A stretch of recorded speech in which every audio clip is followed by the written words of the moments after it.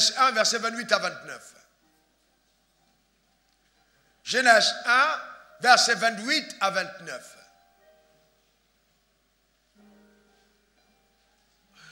Changer ses pensées, changer sa vie.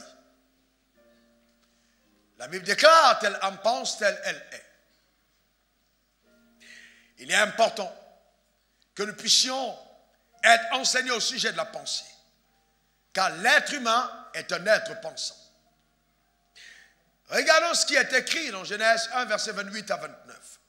Dieu, on y va ensemble, Dieu les bénit et Dieu leur dit, soyez féconds, multipliez, remplissez la terre et l'assujettissez et dominez sur les poissons de la mer, sur les oiseaux du ciel et sur tout animal qui se meut sur la terre.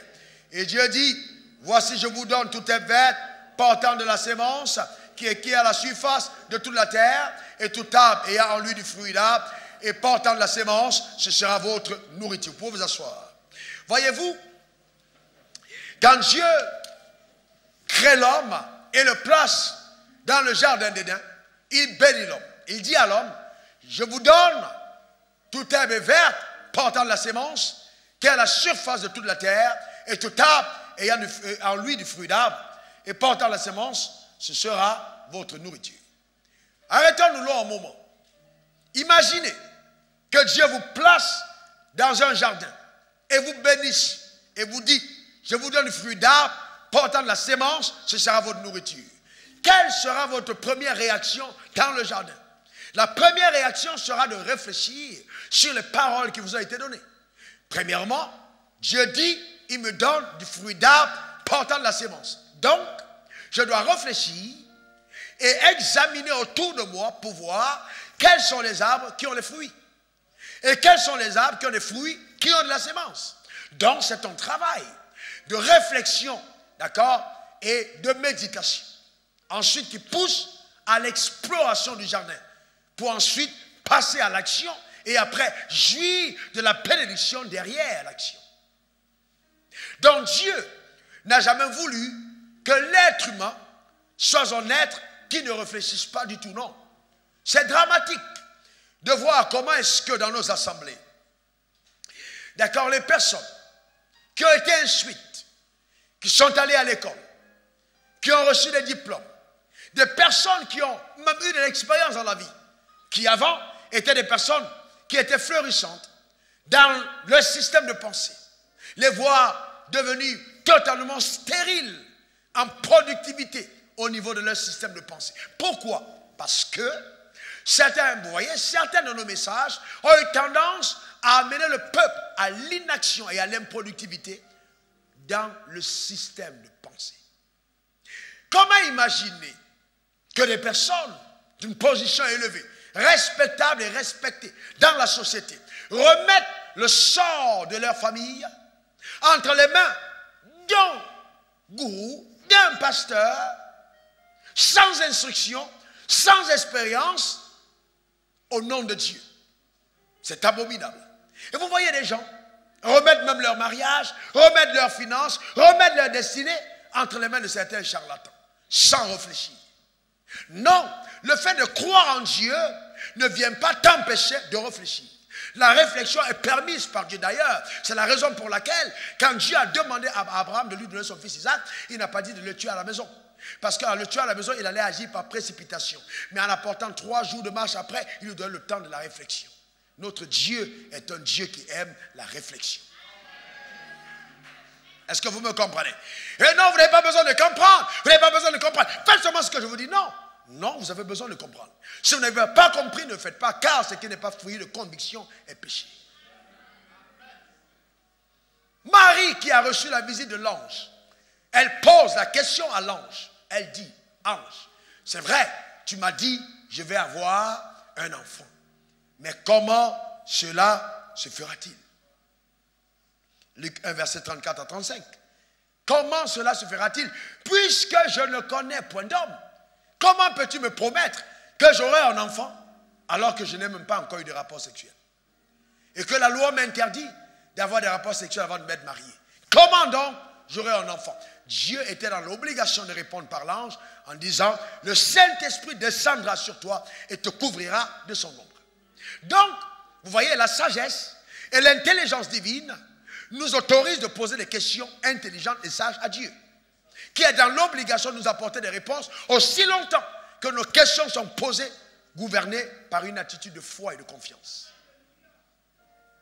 La raison pour laquelle Zacharie a posé la même question en disant, mais comment est-ce que cela va se faire puisque je suis vieux, et que lui, il a été plutôt frappé par Dieu et devenu muet jusqu'à son miracle, c'est parce qu'il avait posé la question dans le doute. Et Dieu ne voulait plus que Zacharie continue de parler, parce qu'en parlant, il pouvait tuer ce que Dieu était en train de faire. Le temps était arrivé et Dieu ne voulait plus perdre son temps. Ça devait se faire là, maintenant. Donc Dieu est un Dieu qui autorise qu'on puisse réfléchir, qu'on puisse penser. Vous voyez, mais qu'est-ce que c'est la pensée? La pensée, c'est l'action par laquelle nous réfléchissons. On s'arrête et on réfléchit. Vous allez vous rendre compte que tout ce qui est fait sans réflexion, d'accord, sera toujours fait de façon désordonnée, de façon improductive. Vous avez besoin de réfléchir. Réfléchir, penser, c'est méditer sur ce qui est réel ou pas. C'est-à-dire la pensée peut te donner de méditer sur quelque chose qui n'existe pas. Eh bien, si la foi amène à l'existence les choses qui ne sont pas comme si elles étaient, ça veut dire qu'on peut faire exister quelque chose par la pensée. Je n'ai pas besoin que quelque chose existe pour penser à la chose, mais je peux penser à la chose pour la faire exister. Est-ce que quelqu'un comprend de quoi je parle? Et c'est ainsi en fait. Si nous voulons donc dire que le surnaturel gouvernera le naturel, nous devons amener nos pensées à être surnaturelles. Car la spiritualité commence d'abord dans notre système de pensée. Tous ceux qui évaluent la spiritualité à l'action sont dans la religion. La spiritualité, c'est d'abord ma manière de penser. Comment est-ce que je pense? Comment est-ce que je pense? Vous voyez, c'est très fort ce que je vous dis ce matin. Très très fort. Vous allez vous rendre compte de quelque chose. L'influence de notre environnement. L'influence du passé sur notre système de pensée. On verra des choses profondes. J'ai dit dimanche passé que la foi est aussi une expérience. Je vais un peu y aller en profondeur. Permettre à chacun d'entre vous de comprendre. 1 Samuel 17, versets 8 à 12. Il y eut un Philistin appelé Goliath. Il s'arrêta en s'adressant aux troupes d'Israël, rangées en bataille, et il cria, « Pourquoi sortez-vous pour vous ranger en bataille? Ne suis-je pas le Philistin? Et n'êtes-vous pas les esclaves de Saül? » N'êtes-vous pas, 1 Samuel 17, versets 8 à 12. N'êtes-vous pas les esclaves de Saül? Choisissez un homme qui descende contre moi. Regardez bien, suivez-moi attentivement. Oh, qu'il plaise à Dieu de permettre à chacun d'entre vous de saisir la quintessence de cette révélation. Et il dit, premièrement, n'êtes-vous pas les esclaves de Saül? Vous voyez, il y a un mensonge sur ce point. Ils n'étaient pas les esclaves de Saül. Ils étaient des fils d'alliance avec Dieu. Continuons. S'il peut se battre et qu'il me tue, nous vous serons assujettis. Mais si je l'emporte sur lui et que je le tue, vous nous serez assujettis et vous nous servirez. Continuons.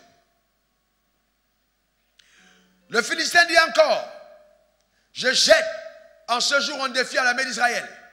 Donne-moi un homme et nous nous battrons ensemble. Saül et tout Israël entendit ces paroles du Philistin et il fut effrayé et saisi d'une grande crainte. Alors, qu'est-ce qui s'est passé? Le Philistin a dit, donne-moi un homme qui se batte avec moi. Et alors, si je le tue, qu'est-ce qui va se passer? Alors, vous serez assujettis à nous. Ils ont commencé à avoir peur. Mais pourquoi ils ont eu peur? Ce gars avait 3 mètres 17 de hauteur. Et donc, quand on voyait son arme dans le naturel, personne ne pouvait affronter un tel guerrier. Sauf que, si je veux avoir le succès dans le naturel, je dois refuser d'ancrer mes pensées sur la base naturelle et de le connecter au surnaturel. Ah ouais, ouais, ouais, ouais.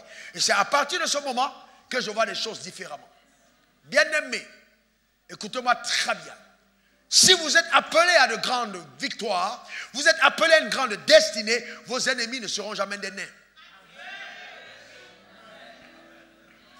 Vos ennemis seront des géants, des personnes de haute taille. Allez demander à David. Mais David avait compris. Il s'occupait des brebis de son père. Quand il arrive et il écoute ces paroles. Oh non, non, non, non, non. Regardez verset 28, 26. David dit aux hommes qui se trouvent auprès de lui. Que fera-t-on à celui qui tuera le Philistin? Qui ôtera le propre d'Israël? Qui est donc ce Philistin? C'est ainsi concis pour insulter la mère du Dieu vivant. Voyez-vous? Donc David dit non, c'est pas possible. Ce gars ne peut plus continuer en sorte à ridiculiser l'assemblée, à ridiculiser l'église. C'est pas possible. Nous allons nous tenir contre lui.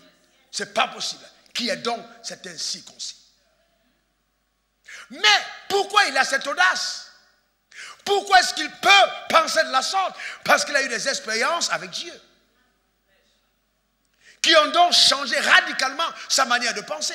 Voilà un jeune homme qui est en brousse, 16 ans, 15 ans, luttant contre le lion et le terrassant. Mais quand il va lutter contre le lion, il est en train de s'occuper des brebis de son père. Et il dit certainement à Dieu, Père, regarde, on m'a confié des brebis. Si une se perd, mon père me causera des problèmes. Donne-moi la force pour aller combattre. Et caché dans la brousse, quand il n'y a aucune caméra, quand il n'y a pas de WhatsApp, quand il n'y a pas de Facebook, quand personne ne le voit, il s'entraîne à penser et à se connecter au ciel. Il tue le lion et il tue l'ours. Et donc quand il rencontre Goliath, il a déjà l'expérience de la fidélité de Dieu. Il sait que son Dieu est fidèle. Sauf qu'il comprend que les enjeux sont plus élevés. Là, il s'agissait des brebis de son père. Mais là, il s'agit du peuple d'Israël. Il dit non. C'était toujours le même peuple. Il dit non, je ne peux pas rester là à ne rien faire. Je sais que le Dieu qui a été avec moi face au lion et à l'ours sera avec moi face à ce Philistin. J'irai me battre. Donc il a ancré ses pensées, pas en tenant compte des réalités, mais de son alliance infaillible avec le Dieu Tout-Puissant. Voilà. C'est comme ça qu'il a réfléchi. Là où tout le monde avait peur, David a pris courage. Voyez-vous, vous comprenez ceci. Quand vous êtes entraîné à penser comme Dieu veut que vous pensiez, vous ne faites plus de vos ennemis, vous faites de vos ennemis les ennemis de Dieu. Et s'ils sont trop grands pour vous, ils sont trop petits pour Dieu. Ce n'est pas vous qui combattez, c'est Dieu qui combat pour vous. Est-ce que quelqu'un comprend de quoi je parle? C'est très important. Si nous nous arrêtons à l'église, et nous sommes là tout le temps, nous chantons, notre Dieu est grand, notre Dieu est merveilleux, et nous sortons de l'église, et nous avons des visions qui ressemblent aux sauterelles, nous sommes en train de nous moquer de notre Dieu. Vous voyez, face à Goliath, David n'a pas fait comme je vois beaucoup de croyants faire. Je vais d'abord prier. Oh, je vais savoir quelle est la volonté de Dieu. Et ils mettent 15 ans à prier pour savoir si Dieu veut qu'ils parlent à leur voisin. Entre-temps, le gars, il est mort. Papa, tu veux que j'aille évangéliser?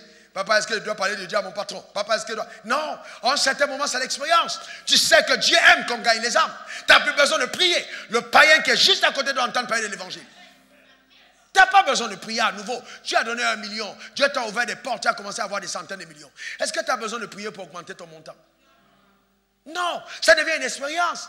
Et là, tu sais que le mécanisme du principe s'est déclenché chaque fois que tu augmentes. D'accord? Donc maintenant tu passes à 10 millions. Après tu passes à 15 millions. Dieu n'a plus besoin de te parler. À un certain moment, la foi devient une expérience. Parce qu'on connaît Dieu. David connaissait Dieu. David connaissait la parole de Dieu. David connaissait le cœur de Dieu. David connaissait les intérêts de Dieu. Et à partir de ça, il prenait une décision rapide. Pourquoi est-ce que nous avons beaucoup de personnes improductives? Elles arrivent à l'église et puis elles disent, oh pasteur, depuis que je suis à l'église, je vois mes affaires ne marchent pas. Mais depuis que tu es à l'église, tu ne réfléchis plus. C'est ça le problème. Tu pries seulement, oh, et même toi-même, tu pries. Même quand Dieu veut te parler, tu es en train de prier. Il dit, calme-toi, laisse-moi te... Voilà. Tout le temps, tu cries. Il y a un moment, il faut être calme. Amen. Pourquoi est-ce que tu cries tant? Est-ce que tu comprends? Est-ce que Dieu est de l'autre côté? Il n'est pas à 1 kilomètre, il est dans ta chambre. Pourquoi tu cries tant? Reste calme. C'est souvent dans le calme, qu'on entend ce vent doux et léger qui souffle. Dieu a souvent envie de parler avec toi. Il a envie d'avoir en face de lui quelqu'un d'intelligent et de raisonner. Est-ce que quelqu'un comprend de quoi je parle? C'est très important. Bien-aimé, la capacité, notez ça, de prendre des décisions rapides et importantes, tout en restant déterminé, est indispensable pour réussir dans la vie. Des décisions rapides et importantes. Moi, en tant qu'homme d'affaires, je me suis rendu compte, on m'a demandé, mais comment tu fais? Je réfléchis rapidement et je me décide vite. Souvent, si tu te mets 10 minutes à attendre, tu passes à côté d'une opportunité en or. Et il y a des décisions, une fois qu'elles sont prises, tu dois être téméraire. Car la décision fixe le but et la détermination l'atteint. Même si, aujourd'hui, je me retrouvais la tête dans la gueule du diable, je ne vais jamais dire qu'il a ma tête dans la tête. Impossible. Les hommes comme moi ne meurent pas parce que tata mata. Non, ce n'est pas possible. C'est un mensonge. Il n'est qu'un menteur. Tout ce qu'il fait est mensonge. Même s'il te dit tu es malade, tu dis tu mens. Il n'y a pas d'argent dans ton compte, tu mens. Il n'y a aucune vérité qui vient de lui. Est-ce que quelqu'un comprend de quoi je parle?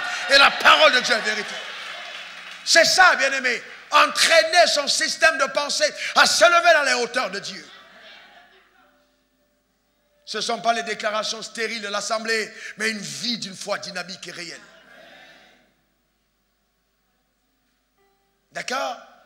David s'est décidé. Il est allé affronter Goliath. Il savait que Dieu était avec lui. Il n'a pas pris le temps d'aller. Tu es bien aimé. Dieu est avec toi. Pourquoi tu passes tout ce temps à prendre une décision? Il est déjà avec toi. Tu réussiras dans tout ce que tu entreprendras. Est-ce que vous savez qu'il y a une dimension d'alliance ou même dans ton erreur, Dieu bénit l'erreur? Même dans ton erreur, Dieu bénit l'erreur. Il bénit même l'erreur. Même quand on a chassé Ismaël de la maison, Dieu a rendu visite dans le désert et la femme criait. Dieu dit, j'entends la voix de l'enfant. Donc ce n'est pas tes pleurs qui me meuvent. J'ai une alliance avec le sang qui coule dans le ventre, dans les veines de ses enfants. Donc ce n'est pas ta prière, c'est le sang. C'est l'alliance. Il est venu bénir Ismaël dans le désert, chassé de la maison de son père. Est-ce que vous comprenez de quoi je parle? Le Dieu avec lequel on est, il est simplement incroyable. Même tes erreurs seront bénies. Et tes erreurs vont fleurir. Et puis Dieu va te dire, mon fils, j'ai béni pour protéger notre relation. Mais laisse tomber, je ne suis pas dedans. Laisse tomber ça, je ne suis pas dedans. Est-ce que quelqu'un comprend de quoi je parle? Cette affaire a marché, mais je ne suis pas dedans, laisse tomber. Est-ce que vous êtes avec moi? Ne pensez pas toujours que Dieu soit obligé de tout fermer, toutes les portes. Souvent, il laisse les portes ouvertes. Il est jaloux de la relation d'alliance. Il fait prospérer les voies, mais après il te retire de ses voies en disant, laisse tomber. C'est ça la grandeur dans le royaume des cieux, la vraie grandeur. Quand on retrouve le chemin de la volonté parfaite et qu'on se détourne de ce qui à l'apparence était en train de fleurir, mais c'était hors des desseins réels de Dieu pour nous. Arrêtons ces histoires où on pense simplement que non, dans tous les cas, il faut que tu te roules par terre 15 fois pour que Dieu te donne juste une petite maison. Changez de regard à l'égard de votre Dieu. Changez de mentalité. Est-ce que quelqu'un comprend de quoi je parle? N'oubliez jamais que c'est ta pensée qui autorise la foi. Si tu n'as pas pensé, la foi n'entre pas dans ton cœur. C'est ta pensée qui autorise la foi. C'est-à-dire quoi en français plus facile?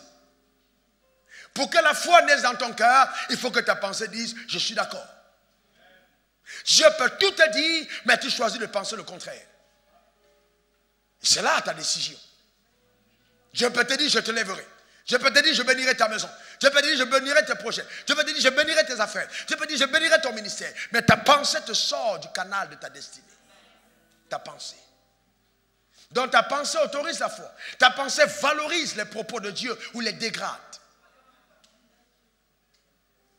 C'est pour ça qu'il faut faire attention. Bien-aimé, il faut faire très attention. Notre pensée. Pour que j'accepte quelque chose, vous savez, il y a des gens, j'ai reçu des gens, ils viennent, ils veulent pourquoi tu pries pour eux, mais ils sont constamment en train de penser que le malheur les pourchasse. J'ai dit, hey, tu es peut-être parti dans tous les hommes de Dieu de la terre, mais tu es devant moi. Donc ici, le malheur ne te pourchasse pas. Oh non, on va me tuer, on va me tuer. Vous voyez, c'est ça. La pensée n'a jamais autorisé le miracle de Dieu. Et ces gens finissent dans la déchéance. Parce qu'il faut que ta pensée autorise l'action. Dieu ne violera pas ta pensée. Ce qui valorise ce que Dieu veut faire dans ta vie, c'est ta pensée. Est-ce que tu penses vraiment qu'il va le faire? Même quand Dieu en rêve pour toi, il te communique une parole. Il dit, je te lèverai, je ferai de toi une grande chantre.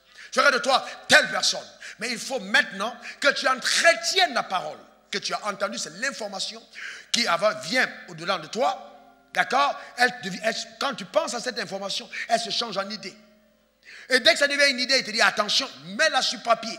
Il faut que tu t'en souviennes. C'est ta responsabilité de gérer l'information que Dieu t'a donnée. Ce n'est pas la sienne.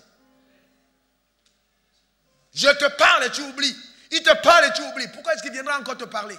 Si tu ne prends pas au sérieux ce qu'il t'a dit. C'est comme ça qu'on voit les gens qui rêvassent tout le temps. Dieu m'a dit ci, Dieu m'a dit ça, alléluia, amen. Et on a des chrétiens qui sont juste dans les humeurs éphémères.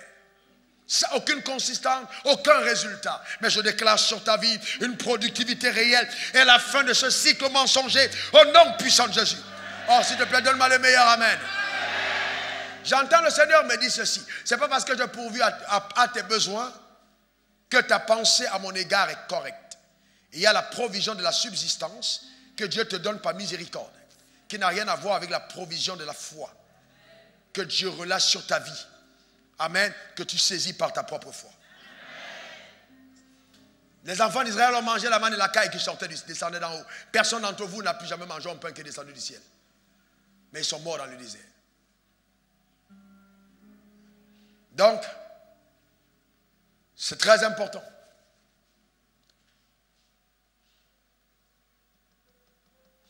Donc, il est important que tu développes la culture de la pensée, la fidélité de Dieu. C'est très important.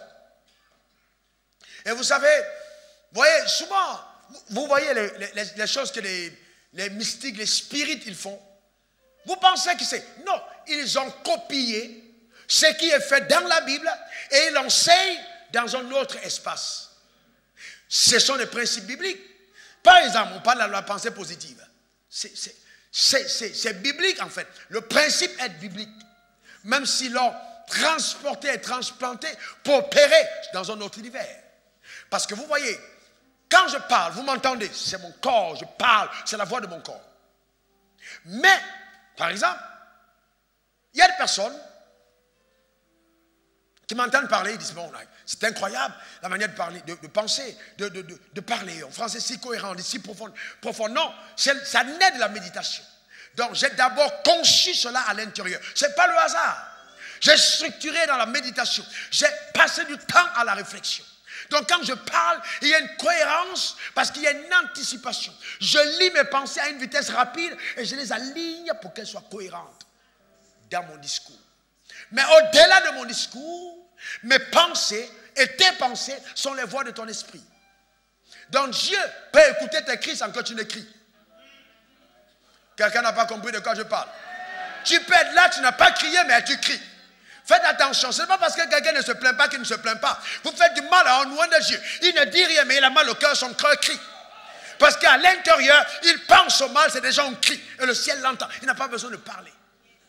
Parce que la pensée est la voix de l'esprit. Et la parole est la voix du corps.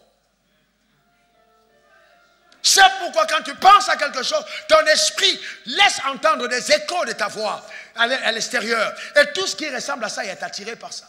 Une femme qui est constamment en train de se lamenter va toujours rencontrer un mari qui est violent.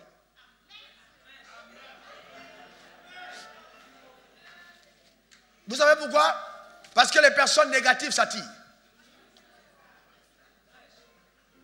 Il y a des gens, vous savez, comment tu peux être une femme? Ça, c'est étrange. Tu es une femme.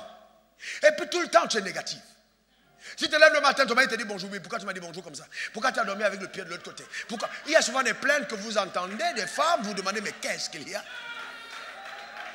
Vous êtes dans les fiançailles, le gars t'appelle.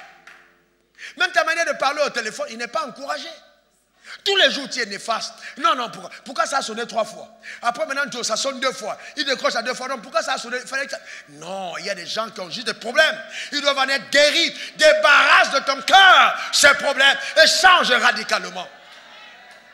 Ton amen est salutaire. Voyez-vous, soyez positifs. Soyez positive, soyez rayonnante, soyez souriante. Vous savez, un homme a bien envie d'avoir une compagne qui l'encourage, qui voit une personne sur laquelle... Et c'est pour ça que Dalila a pu avoir Samson, parce qu'il pouvait poser la tête sur la cuisse. Il y a des femmes qui te posent, elles commencent à te causer des... Elle dit, tu luttes dehors, tu luttes dedans. Non, ma soeur, ce n'est pas normal. Amen. Est-ce que quelqu'un comprend de quoi je parle? Sois une femme de repos pour ton homme. Est-ce que quelqu'un comprend de quoi je parle? Ton rôle, ce n'est pas simplement de dépenser son blé, c'est d'apaiser son âme. C'est pour ça que tu es une aide et tu dois concevoir cela. Travaille dans ton cœur, travaille dans ta vie et des pensées positives sont un encouragement pour ton mari. Pour une femme, c'est important. C'est très important. Même quand il veut baisser les bras, dis-lui, ça va encore aller. N'oublie pas, l'Éternel est avec toi. Rappelle les succès de ton mari. Parle-lui de ses succès. Dis-lui que tu le vois comme mon héros. Dis-lui que tu vois la main de Dieu sur lui. Sois cette femme qui est capable de parler des choses de Dieu. C'est ce que Dieu veut. C'est ce que Dieu veut. Ne sois ni un Philistin, ni une pharisienne à ses côtés. Le Philistin, c'est le combat. La pharisienne, c'est l'observation pour les cris de la critique. Est-ce que quelqu'un comprend de quoi je parle? Ni un Philistin, ni une pharisienne. Est-ce que quelqu'un est avec moi? Sois une femme. Sois une femme. Sois une femme. Bien aimé, dans le royaume des cieux, toutes les filles ne sont pas des femmes. Sois une femme. Dans ta manière de penser. Dans ta manière de penser. Cet homme est ton homme. Avec bleu semblé, c'est ton homme. Dans la détresse ou dans la gloire, c'est ton homme. C'est ça une femme. Tu te tiens à ses côtés. Ce n'est pas le contrôle, ce n'est pas la manipulation, c'est pas si, oui, comment tu as fait ça? Pourquoi tu as été la chemise qui coûte tant? Bien aimé, aucun homme n'est à côté d'une femme qui est constamment en train de poser des questions. Si tu as eu des problèmes dans la vie, change ta pensée. Lucien, Marc, Judas, ce n'est pas Josué ton mari. Change ta pensée. Et ça aussi le problème, si tu as eu des Lucien, des Marc, des Jacob, des Séraphins, Archange, avant de rencontrer ton prince, tu auras toujours tendance à croire que ton prince, c'est les anciens. Les gens sont étonnés de certains résultats, mais la profondeur, c'est la pensée. Vos résultats, ce sont les fruits de l'arbre, et vos pensées, ce sont ses racines.